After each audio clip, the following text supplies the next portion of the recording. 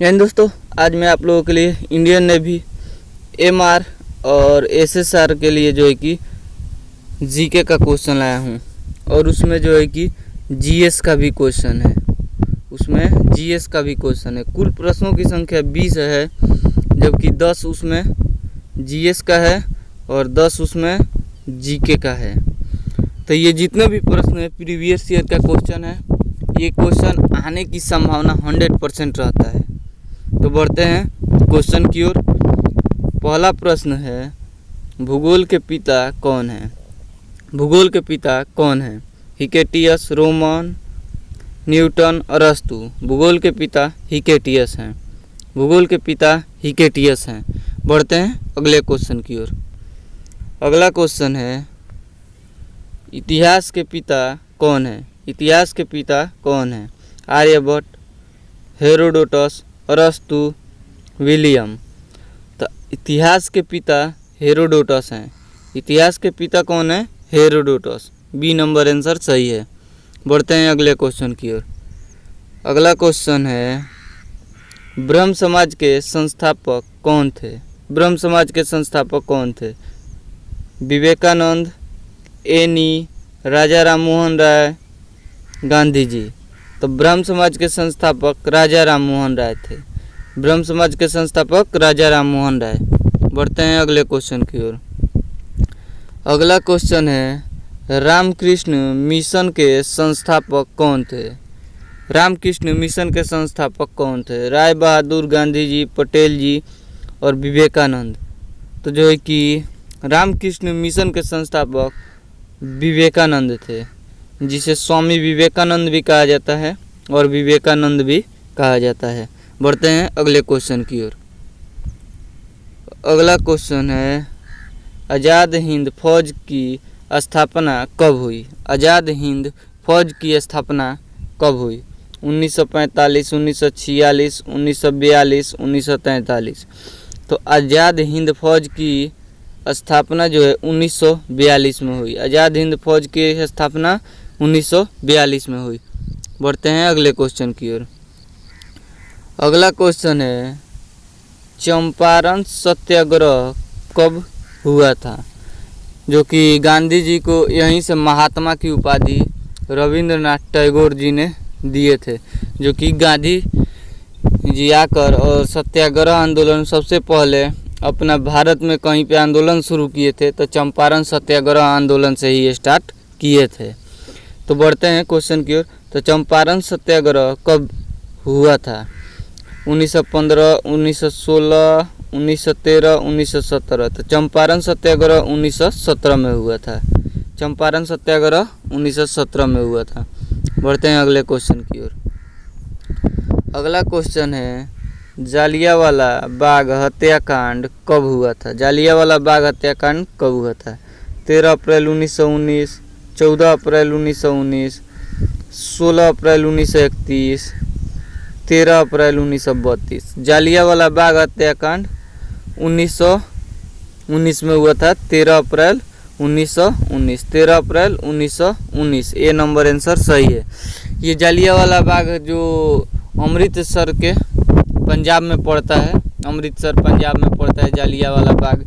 तो आप जाकर उसमें घूम भी सकते हैं। इस समय उसको जो है कि एक धरोहर की तरह बना दिया गया है, क्योंकि उसमें बहुत सारे हमारे देश के नौजवान, हमारे देश के क्रांतिकारी उसमें शहीद हो गए थे। बढ़ते हैं अगले क्वेश्चन की ओर। अगला क्वेश्चन है, भारत छोड़ो आंदोलन कब शुरू हुआ था? भारत छोड़ो आंदोलन कब शुरू हुआ था?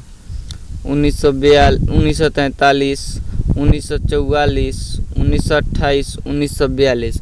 तो भारत छोड़ो आंदोलन 1942 में शुरू हुआ था। और किसने शुरू किया था? तो गांधी जी ने शुरू किए थे। गांधी जी ने शुरू किए थे भारत छोड़ो आंदोलन। कहाँ से शुरू किए थे? तो मुंबई से शुरू किए थे। मुंबई से शुरू किए थे गांधी जी। तो भारत छोड़ो आंदोलन कब शुरू हुआ था? 1942 में शुरू हुआ था। किसने शुरू किया? तो गांधी जी ने शुरू किए थे। और जो है कि मुंबई से शुरू किए थे भारत छोड़ो आंदोलन। बढ़ते हैं अगले क्वेश्चन की ओर। अगला क्वेश्चन है, अहमदाबाद मिल मजदूर आंदोलन कब हुआ था? ये जो है कि यहाँ पे इंग्लिश में ही छूट गया है। अहमदाबाद मिल मजदूर आंदोलन कब हुआ था? 1916, 1896, 1728, 1918। तो अहमदाबाद मिल मजदूर आंदोलन 1918 में हुआ था। अहमदाबाद मिल मजदूर आंदोलन 1918 में हुआ था। बढ़ते हैं अगले क्वेश्चन की ओर। अगला क्वेश्चन है, गांधी जी का भारत आगमन कब हुआ था? गांधी जी का भारत आगमन कब हुआ था? 1915 में, 1733 में, 1915, जो है कि दो जगह 1915 लिखा गया, 1896। तो गांधी जी का जो है भारत आगमन 1915 में हुआ था। कहीं डेट भी पूछ देगा तो 9 जनवरी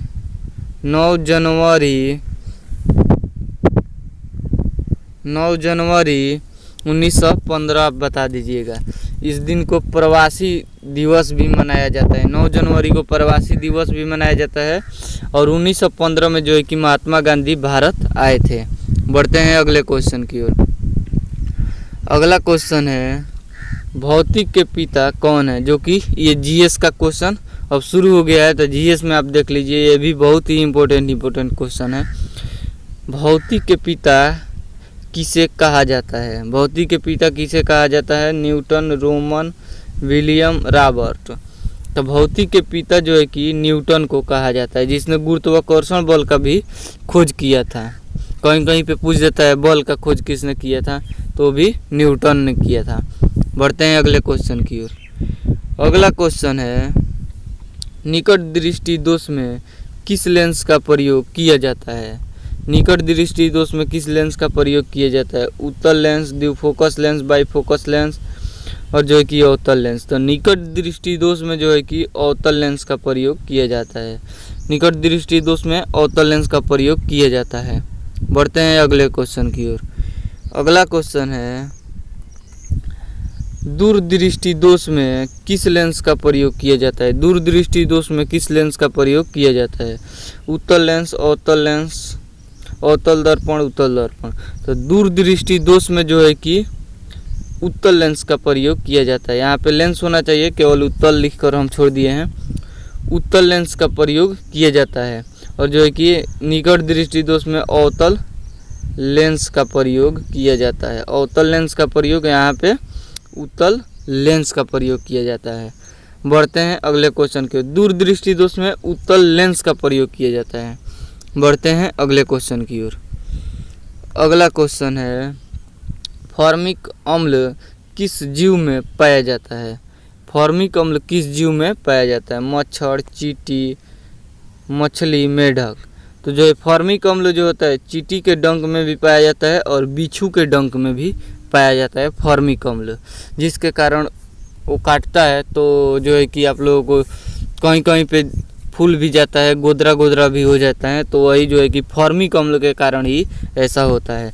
तो फॉर्मिक अम्ल चींटी के डंक में और बिच्छू के डंक में भी पाया जाता है। तो चींटी के डंक में थोड़ा सा कम पाया जाता है, जबकि उसके अपेक्षा बिच्छू के डंक में ज़्यादा पाया जाता है। बढ़ते हैं अगले क्वेश्चन की ओर। अगला क्वेश्चन है, सिट्रिक अम्ल किस फल में पाया जाता है? सिट्रिक अम्ल किस फल में पाया जाता है? संतरा, नींबू, दोनों, कोई नहीं।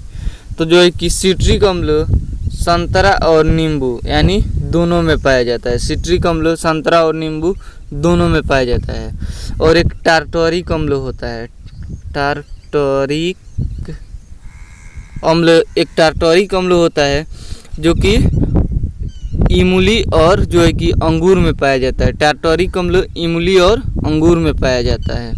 बढ़ते हैं अगले क्वेश्चन की ओर। अगला क्वेश्चन है, सर्वदाता रक्त समूह किसे कहा जाता है? ये क्वेश्चन तो हर एक एग्ज़ाम में पूछा जाता है और इसमें भी पूछने की 100% संभावना रहती है। सर्वदाता रक्त समूह किसे कहा जाता है? ए को, बी को, ओ को, ए बी को। सर्वदाता अगर बोल देगा कहीं पे तो ओ मार दीजिएगा। ओ वर्ग ग्रुप जो होता है रक्त का, ये सर्वदाता रक्त समूह कहा जाता है। बढ़ते हैं अगले क्वेश्चन की ओर। अगला क्वेश्चन है सर्वग्राही रक्त समूह किसे कहा जाता है। इन दोनों प्रश्नों में से 100% एक प्रश्न पूछा जा सकता है। सर्वग्राही रक्त समूह किसे कहा जाता है। ए बी को, बी को, ओ को कोई नहीं। तो जो है कि सर्वग्राही जो सभी रक्त समूहों को ग्रहण कर ले, जिसके पास जो है कि किसी भी रक्त समूह दिया जाए तो उसमें जो है कि मैच कर जाए, उसे ही सर्वग्राही रक्त समूह कहते हैं। तो ए बी जो है, ए बी यही जो है सर्वग्राही रक्त समूह कहा जाता है। बी नंबर आंसर सही है। सर्वग्राही रक्त समूह ए बी को कहा जाता है। बढ़ते हैं अगले क्वेश्चन की ओर। अगला क्वेश्चन है लार ग्रंथि कितने जोड़ी पाया जाता है। लार ग्रंथि कितने जोड़ी पाया जाता है। 3, 5, 8, 6। लार ग्रंथि जो है 3 जोड़ी पाया जाता है। इसमें लार ग्रंथि में कौन सा एंजाइम रहता है, तो टाइलिन नामक एंजाइम रहता है। लार ग्रंथि में कौन सा एंजाइम रहता है, टाइलिन नामक एंजाइम रहता है। बढ़ते हैं अगले क्वेश्चन की ओर। अगला क्वेश्चन है गाय का दूध पीला क्यों होता है। गाय का दूध पीला क्यों होता है। नमक, हल्दी, कैरोटीन, हीमोटीन। तो गाय का दूध जो है कैरोटीन के कारण पीला होता है। गाय का दूध कैरोटीन के कारण पीला होता है। और आप लोगों का नाखून भी कभी कभी आप लोग देखते होंगे कि पीला होता है, तो ये भी कैरोटीन के कारण ही पीला होता है नाखून। बढ़ते हैं अगले क्वेश्चन की ओर।